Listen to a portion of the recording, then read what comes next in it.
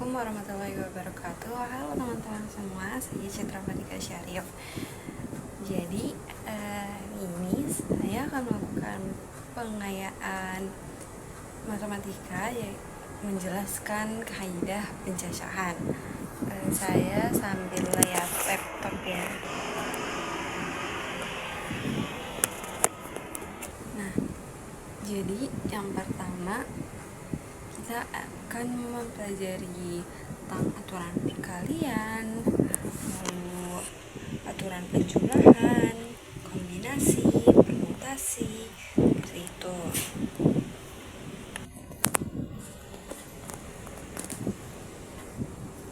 Next. Nah, yang pertama pengertian kaidah pencacahan. Kaidah pencacahan adalah cara menghitung jumlah kemungkinan dari suatu kejadian tanpa menuliskannya satu persatu. Nah, kaidah pencacahan ini digunakan dalam penyusunan kode, pengaturan posisi, pemilihan objek, dan perhitungan peluang.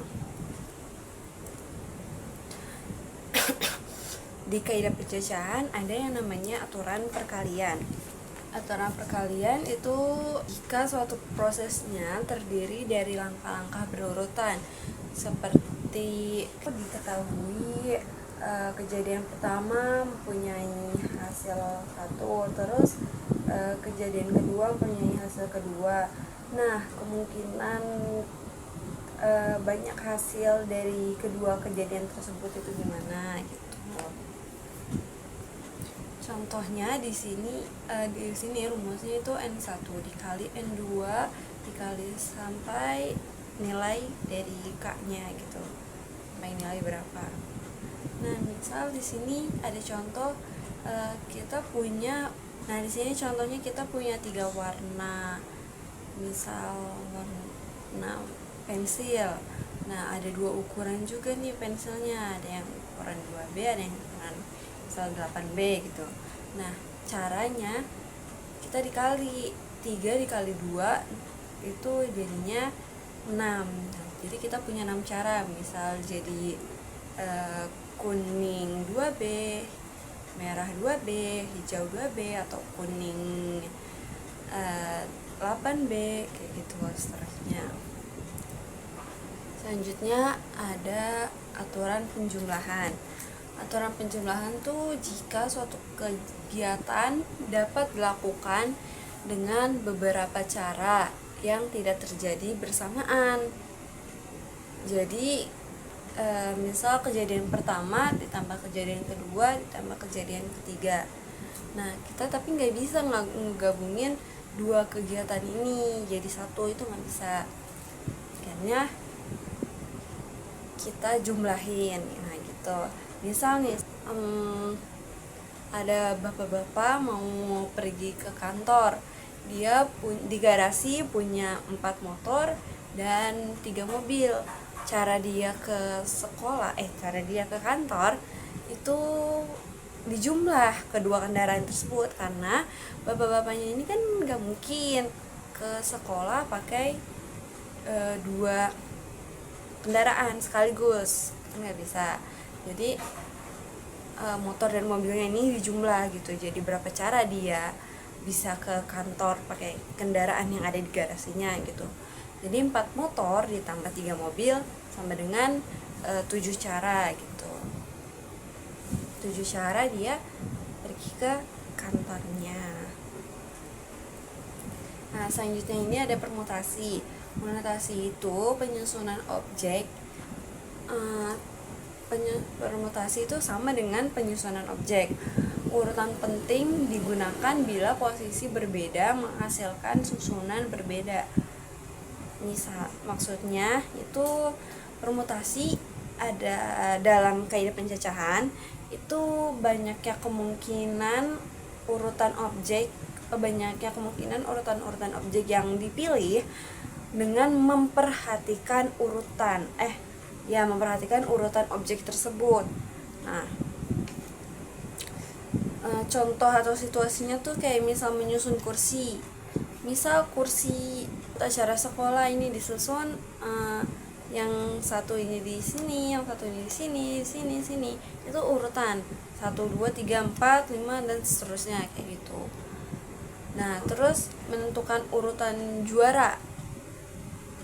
Menentukan urutan juara kan kita diurutkan dari yang paling bagus atau yang paling keren, paling banyak benarnya gitu. Terus menyusun kode tanpa pengulangan. Nah, menyusun kode tanpa pengulangan itu kan berarti kode, misal kita punya 5 kode, satu kode sudah dipakai, itu kan nggak bisa ngulang ke satu kode ini, jadinya sisa kode 4 gitu. Nah, ini nih yang memperhatikan urutan seperti itu. Lanjut. Nah, rumus umum dari permutasi adalah P, atau permutasi itu logonya P, lambangnya itu P, dalam kurung N, R sama dengan N faktorial per N dikurang buka kurung N dikurang R, tutup kurung difaktorialkan. Misal kita mau, nah contohnya ini di sini, misal kita mau ngatur 3 orang dari 5 gitu. Jadi P buka kurung, atau P permutasi buka kurung 5,3 tutup kurung sama dengan 5 dikurang 3 itu kan sama dengan 2. Nah, berarti kan 5 faktorial per 2 faktorial. Aku belum nulis di sini, kenapa? 5 dikali 4 dikali 3 dikali 2 faktorial per 2 faktorial. Nah, 2 faktorialnya ini kita coret. Hasilnya sisa 5 dikali 4 dikali 3 sama dengan 60. Nah, jadi cara untuk mengatur 3 orang dari 5 ini adalah 60 cara gitu. Mengatur urutan. Next. Selanjutnya ada kombinasi. Kombinasi itu sama aja dengan memilih objek. Nah, urutannya ini nggak penting, jadi digunakannya itu, kombinasi juga digunakan kalau hanya menentukan kelompok, bukan susunan. Kalau susunan yang tadi permutasi, kali ini soalnya nggak pakai urutan. Nah, kombinasi ini merupakan susunan berbeda tanpa memperhatikan urutannya kan. Jadi urutannya ini nggak penting. Nah, dari sebagian atau seluruh anggota himpunan yang disediakan. Jadi bagian dari seluruh anggota yang disediakan itu berarti kan kelompok. Nah, contoh situasinya ini, misal memilih anggota panitia, ada ketua, sekretaris, sama bendahara gitu. Nah, kita nih nggak memperhatikan urutan. Misal ada 5 orang, mau dipilih 3 aja buat jadi ketua, sekretaris dan bendahara, berarti kita milih salah satunya gitu kan. Lalu yang kedua ini memilih pemain cadangan dalam sepak bola nih biasanya, atau dalam olahraga lainnya. Kalau misal mau pilih pemain cadangan ini nggak perlu urutan. Terus yang ketiga ini memilih makanan dari menu. Misal ada 5 menu makanan, kamu nih mau beli 1 gitu, tapi nggak perlu berurutan belinya. Terus karena urutannya ini nggak penting gitu. Kalau ujung-ujungnya kamu beli 5-5-nya, tapi misal kamu mau beli salah satunya, berarti ya dari 5 ini, cara mana yang kamu pilih untuk beli makanan dari menu ini gitu. Lanjutnya, rumus kombinasi ini, rumus umumnya ini ada C atau kombinasi, lambang dari kombinasi eh, buka kurung n, r tutup kurung sama dengan n faktorial per r faktorial dikali n buka kurung n dikurang r tutup kurung difaktorialkan. Contohnya ini kayak tadi lagi, memilih tiga orang dari 5 orang. Nah, tapi memilihnya ini terserah kita, nggak harus memperhatikan urutan, acak aja gitu, bebas. Jadi caranya ini 5 faktorial kan C buka kurung 5,3 tutup kurung sama dengan 5 faktorial per 3 faktorial dikali 5 dikurang 3 kan 2, berarti dikali 2 faktorial. Nah, hasilnya itu sama dengan 5 dikali 4 dikali 3 faktorial per 3 faktorial dikali 2 faktorial. Nah, hasil 3 faktorial sama 3 faktorialnya ini dicoret, hasilnya 5 dikali 4 per 2 dikali 1.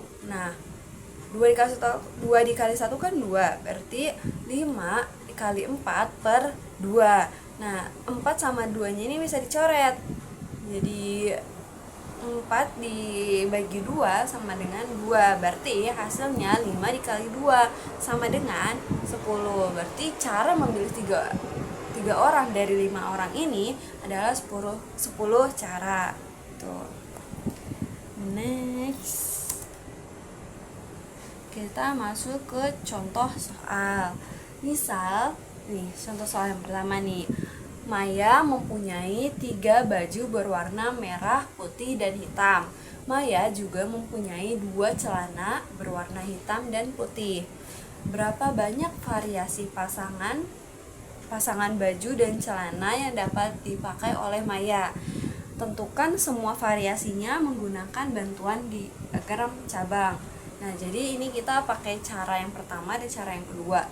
Yang pertama itu pakai rumus pakai rumus aturan perkalian yang tadi. Yang kedua pakai diagram. Yang pertama ini kan mirip aturan perkalian kan, berarti 3 baju warna merah dikali merah, putih, dan hitam dikali dengan 2 celana warna hitam dan putih. Jadi si Maya ini berarti kan dikalikan 3 dikali 2 sama dengan 6, berarti variasinya ini ada 6. Nah, untuk diagramnya, Maya ini punya 3 baju berwarna merah, putih, dan hitam. Ini baju. Nah, celananya hitam putih.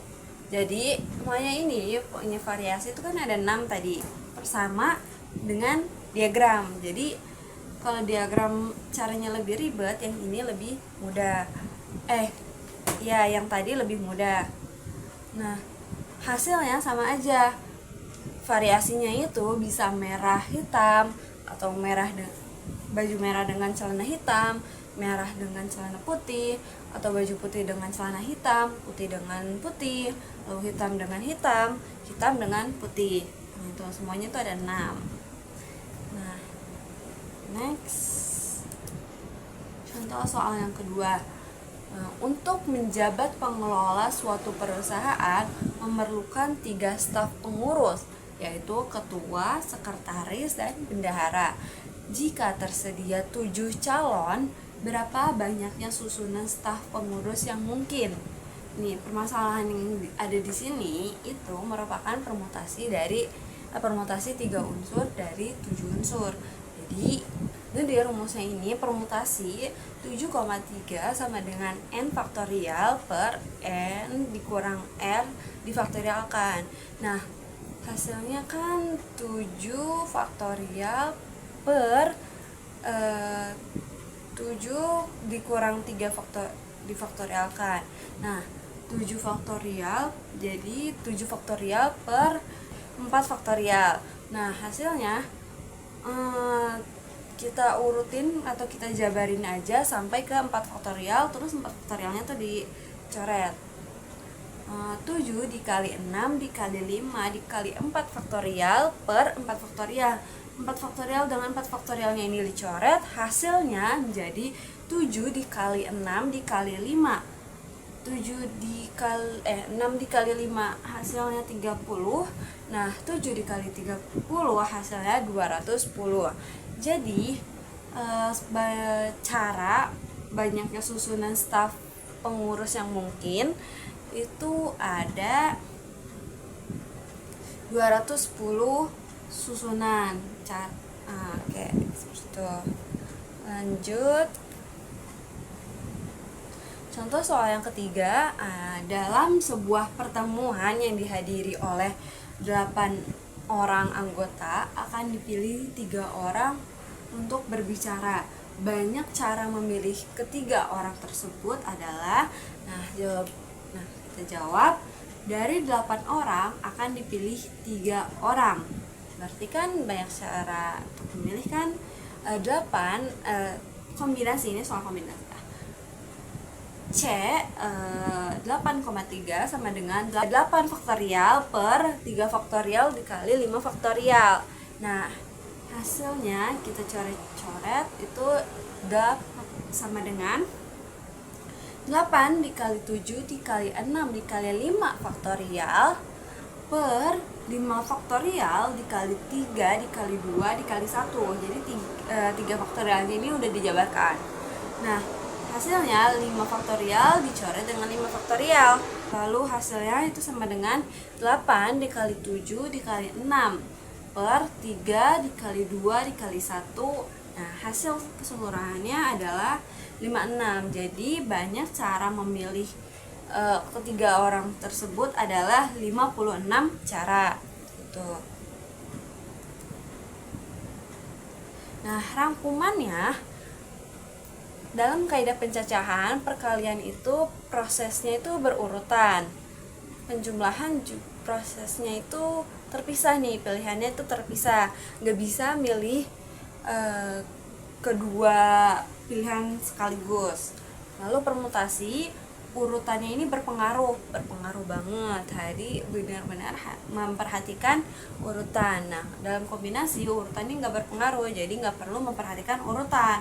Lalu kaidah pencacahan ini membantu kita untuk menghitung jumlah kemungkinan dengan cepat dan sistematis. Jadi nggak perlu pakai tabel yang atau diagram yang tadi, karena tabel atau diagram itu caranya lebih lama dibanding dengan cara aturan perkalian, penjumlahan, permutasi, dan kombinasi dari kaidah pencacahan ini gitu. Cuma diagram tadi sebagai bukti aja gitu, kalau ada berapa cara kayak gitu. Nah, next, ya selesai, and we're done for the day. Thank you semua. Assalamualaikum warahmatullahi wabarakatuh. Bye bye.